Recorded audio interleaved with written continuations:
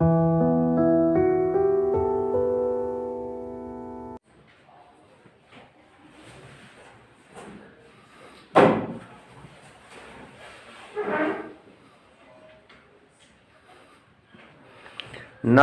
संस्कृताय।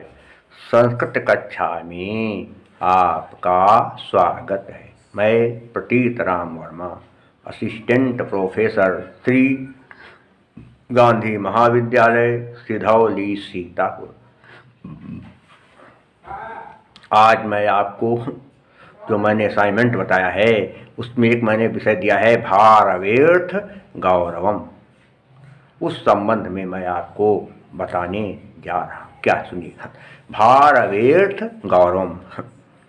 महाकवि भारवी संस्कृत साहित्य के प्रतिष्ठित कवि रत्न हैं। इनका समय 6ठी शताब्दी का उत्तरार्ध माना जाता है, अर्थात 650 ईस्वी के से लेकर के 700 ईस्वी के बीच में महाकवि भारवी का समय माना जाता है। महाकवि भारवी को धारा नगरी का निवासी बताया जाता है और कहते हैं कि ये उड़ीसा के कलिंग राज्य के राजा विष्णुवर्धन के सभा पंडित थे। महाकवि भारवी संस्कृत की नूतन काव्य शैली के प्रवर्तक माने जाते हैं। उन्होंने अपने परवर्ती कवियों का अनुकरण भी किया है, लेकिन साथ ही साथ उन्होंने अपनी कल्पना के माध्यम से ऐसी रचना को जन्म दिया कि जिस रचना में विशेष शब्द हैं, उसमें विशेष शब्दों का समन्वय है और हर शब्द का कुछ अलग ही अर्थ निकलता है।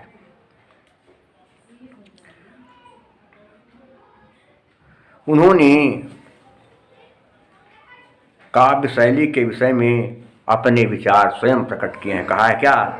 इस फुटता न पदैर पाकृता न च न स्वीकृतमर्थ गौरवम रचिता पृथगर्थता गिराम न च सामर्थ्यमपोहितम क्वचित। अर्थात काव्य की पद योजना में स्पष्टता, अर्थ गौरव का निर्वाह, अर्थ में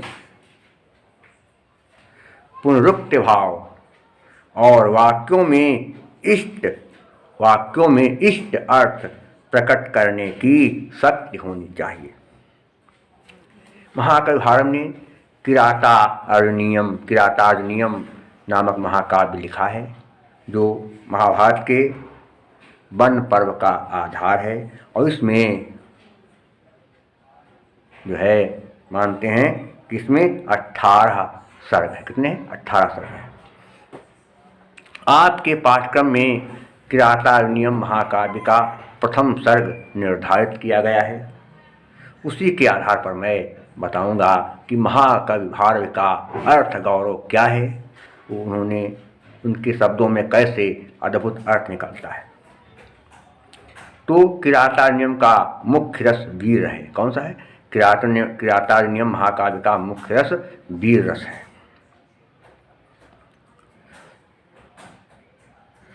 तो ऐसी स्थिति में वीरता का इसमें बहुत ज़्यादा है। साथ ही साथ इसमें जो है वीरता के साथ साथ शांत अद्भुत रस का भी समन्वय किया गया है। श्रृंगार रस भी कहीं कहीं हमको देखने को मिलता है। तो किरातार्जुनीयम महाकाव्य में जब ये बताया गया कि युधिष्ठिर ने 12 वर्ष का वनवास काट दिया और फिर अपने भाइयों, पत्नी और माता के साथ वह अज्ञातवास में रहने लगे, तो उन्होंने विचार किया कि इस समय दुर्योधन क्या कर रहा है, उसकी क्या स्थिति है। इसका पता लगाने के लिए उन्होंने एक वनेचर को नियुक्त किया। कहा, जाओ हस्तिनापुर जाओ और चुपके से पता लगाओ कि इस समय युधिष्ठिर क्या कर रहा है, उसकी क्या गतिविधियां हैं। तो वनेचर युधिष्ठिर की बात मानकर हस्तिनापुर गया और छिपे छिपे चुपके चुपके से उसने दुर्योधन की सारी गतिविधियों का पता लगा लिया और दुर्योधन की सारी गतिविधियों का पता लगा करके वह युधिष्ठिर के पास आया और युधिष्ठिर को सारा समाचार सुनाया। ये सब बातें हैं। तो महाकवि भारव ने जो है अपने रचना में अलंकारों पर बड़ा ध्यान दिया है। बहुत अच्छे अच्छे अलंकारों का वर्णन किया है और उनकी रचना में एक 15वां सर्ग है, इसको कहते हैं चित्रालंकार। तो चित्रालंकार का मतलब ये है कि उसमें एक श्लोक ऐसा है कि उसको आप उल्टा पढ़ें चाहे सीधा चाहे जहाँ से पढ़ें वो सब एक जैसे ही लगेगा। उसमें नहीं है कि आप कुछ छोड़ रहे हैं, कुछ छूट रहा है, कुछ बढ़ रहा है, कुछ नहीं, सब चीज़ें जो हैं स्पष्ट दिखाई पड़ेंगी। जैसे वो ऐसा श्लोक है, उसको आप सुनेंगे तो आपको भी आश्चर्यचकित होगा। कैसे, क्या सुनिए कि क्या होता, क्या कहते हैं, ननो नन्नु नो ननो ननो ननु न ननो ननु नो नुन्नो नो न न न नो ननु नो नुन्नो नो ना ना ना ना ना ना ननु नुन्नो अनुनो नुन्ने नो नाने ना नुन्न नुन्ननुत। अर्थात हे सैनिकों, घायल को करने वाला व्यक्ति, घायल व्यक्ति पर वार करने वाला व्यक्ति वीर नहीं कहलाता है। अगर कोई घायल पड़ा है उसके ऊपर आप वार करें तो आप वीर नहीं कहलाते हैं। और जो व्यक्ति कमजोर व्यक्ति से, या कह सकते हैं जो घायल हो गया, उसके द्वारा जो है फिर से घायल कर दिया जाए, वह व्यक्ति भी वीर नहीं कहलाता। कहने मतलब है जो घायल व्यक्ति पर वार करता है वह व्यक्ति वीर नहीं कहलाता है। और जो व्यक्ति घायल व्यक्ति के द्वारा हार जाता है युद्ध में, वो व्यक्ति भी वीर नहीं कहलाता। ये हो गया। तो क्या है, अद्भुत शब्दों का समन्वय, नाना का शब्द हर जगह प्रयोग किया गया है, ये भी ध्यान दें। काव्य जगत का श्रेष्ठा कवि अपनी विशेष प्रतिभा द्वारा साहित्य जगत को एक नई दिशा प्रदान करता है। संस्कृत साहित्य के महाकवियों ने भी अपने काव्यों में नूतन शैली एवं विशेषता प्रदान कर साहित्य जगत में अपना स्थान सुरक्षित कर लिया है। महाकवि भारव अर्थ गौरव के लिए प्रसिद्ध हैं। अल्प शब्दावली द्वारा, कम शब्दावली द्वारा विस्तृत भावों को व्यक्त करने की क्षमता महाकवि भारत के काव्य में विद्यमान है। महाकवि भारत अपनी कविता की विशेषता प्रकट करते हुए कहते हैं कि परिणाम सुखे गरीयसी व्यथ के स्मिन वचसि छतोजसाम अति वीर्यवाती योगे सजे बहुरल्पीयसि दृश्यते गुणः। अर्थात अल्प शब्दों में अर्थ बाहुल्य को ही अर्थ गौरव कहते हैं। कम शब्दों में ही ज्यादा अर्थ निकले, शब्द कम हो और उनका अर्थ बहुत ज्यादा निकले तो उसे अर्थ गौरव कहते हैं। कवि की कविता परिणाम में सुखप्रद होती है। जब शब्द कम हो, अर्थ बहुत ज्यादा निकले तो कविता सुखदायी होती है। जैसे थोड़ी सी औषधि भयंकर रोगों को नष्ट करने में समर्थ होती है और भयंकर रोगों को नष्ट करके थोड़ी सी औषधि अपना चमत्कार दिखाती है, वैसे ही जो है अर्थ गौरव वाली कविता वास्तव में बड़ी ही अद्भुत और रसमय होती है। किरातार्जुनीय महाकाव्य में राजनीति के गूढ़ तत्वों का विश्लेषण किया गया कि राजनीति कैसे की जाती है, राजा के क्या धर्म हैं और मंत्रियों के क्या कर्तव्य हैं। इन सब का वर्णन भी जो है किरातार्जुनीय में भली भांति किया गया है कि कौन सा काम कहाँ पर कब किया जाए, ये सब भली भांति है बताया गया है।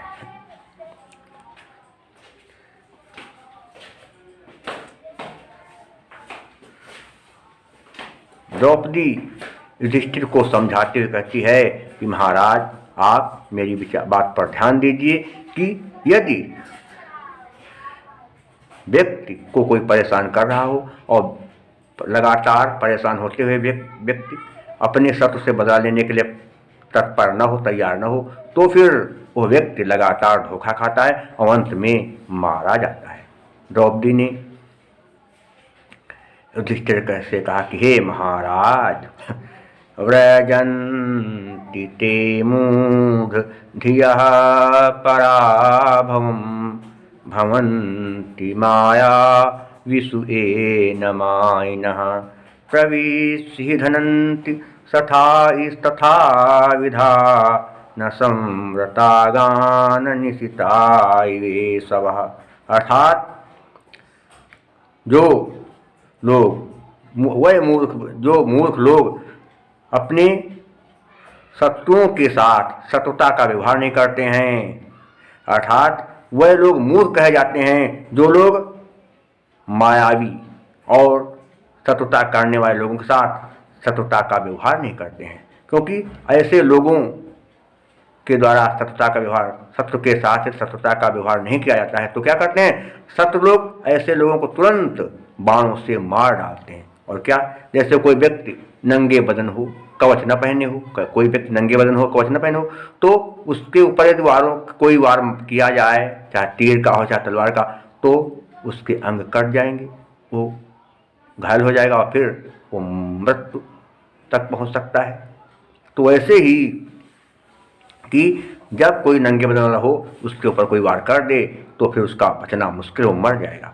तो जो व्यक्ति शत्रु के साथ शत्रुता का व्यवहार नहीं करता है, वो लोग हमेशा ठगे जाते हैं और हमेशा पराजय को प्राप्त होते हैं। बात बताई गई। इसके अलावा द्रौपदी ने बताया कि देखिए आपके भाई कितना दुखी हैं, ये कितने बलशाली थे, लेकिन परिस्थितियों के कारण इनकी बहुत ही दुखमय दशा हो गई है। ये जो है महा दुख भोग रहे हैं, महा परेशानियों का अनुभव कर रहे हैं। ये सब बातें बताई गई। इसके अलावा आप देखें क्या, महाकवि भारव ने जो है बहुत ही कम शब्दों में बहुत ही सुंदर उपदेश देने का भी कार्य किया है।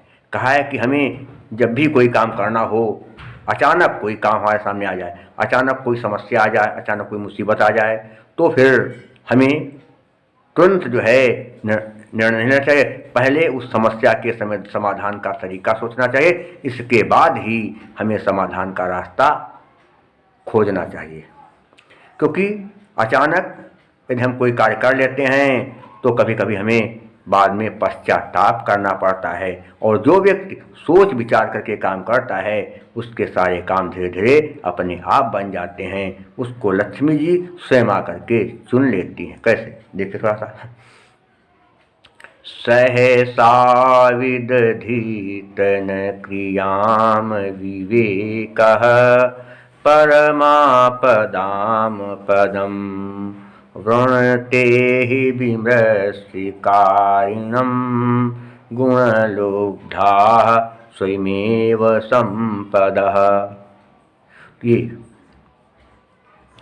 इसके अलावा किरातारण्यम में मुख्य रूप से वंशज छंद का प्रयोग किया गया है, लेकिन साथ ही साथ पुष्पताग्रा और मालिनी छंद का भी प्रयोग किया गया है, उपजात छंद का भी प्रयोग किया गया है।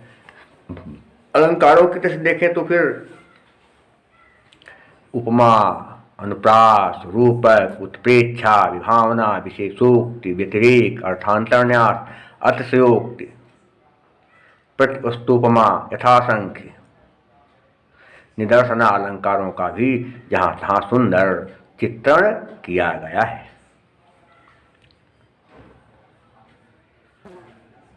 इसमें मुख्य रूप से वीर रस है, लेकिन कहीं कहीं श्रृंगार रस का भी वर्णन कर दिया गया है, कहीं कहीं शांत रस का भी वर्णन किया गया है।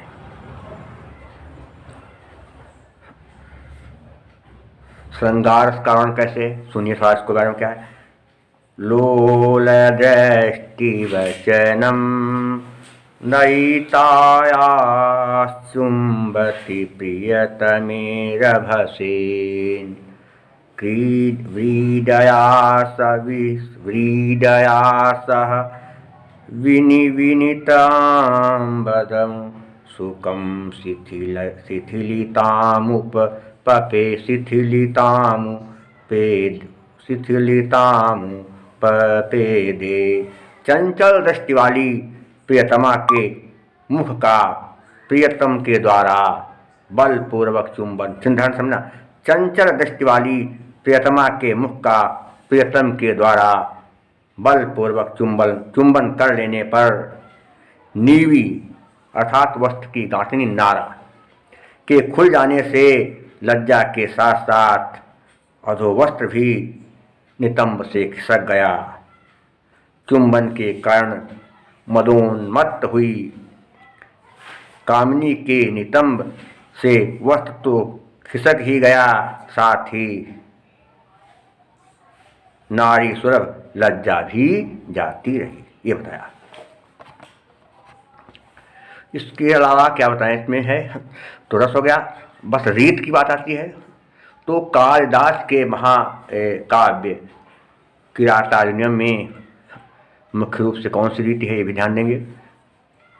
कौन सी रीत है? वैदर्भी रीत है। कहीं कहीं पांचाली रीत है और कहीं कहीं लाटी रीत का भी वर्णन किया गया है। महाकवि कालिदास का मुख्य गुण ओज गुण है, क्योंकि वीर रस में ओज गुण होता है। वीर रस में कौन सा गुण होता है? ओज गुण।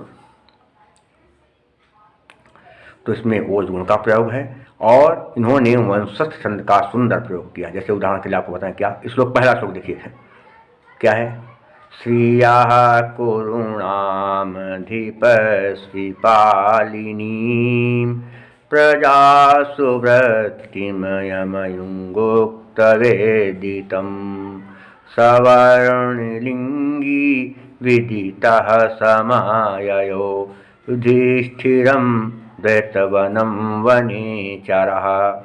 ये क्या है? वंशस्थ छंद का उदाहरण। कोई भी श्लोक आप याद कर लें, वो लिख दें। परीक्षा में अगर आपको समस्या हो, मान लीजिए कहीं कुछ लिख रहे हैं आ गया, तो आप लिख दें कि महाकवि भारवी के वंशस्थ छंद का उदाहरण। इस प्रकार आप परीक्षा में देख लें पेपर में। अगर आपको सुनार के पेपर में है किरातार्जुनीयम का, तो उसको भी आप लिख सकते हैं, कोई दिक्कत नहीं होगी। इस तरह से हम देखते हैं कि महाकवि भारवी ने अपने महाकाव्य में ऐसे सुंदर शब्दों का, अद्भुत शब्दों का चयन किया है, जिन शब्दों का बहुत ही अद्भुत, बहुत ही प्रभावपूर्ण और बहुत ही रहस्यमय अर्थ निकलता है। इसीलिए कहा गया है कि उपमा कालिदासस्य भारवेर्थ गौरवं दण्डीपदलालित्यं माघे सन्ति त्रयो गुणाः।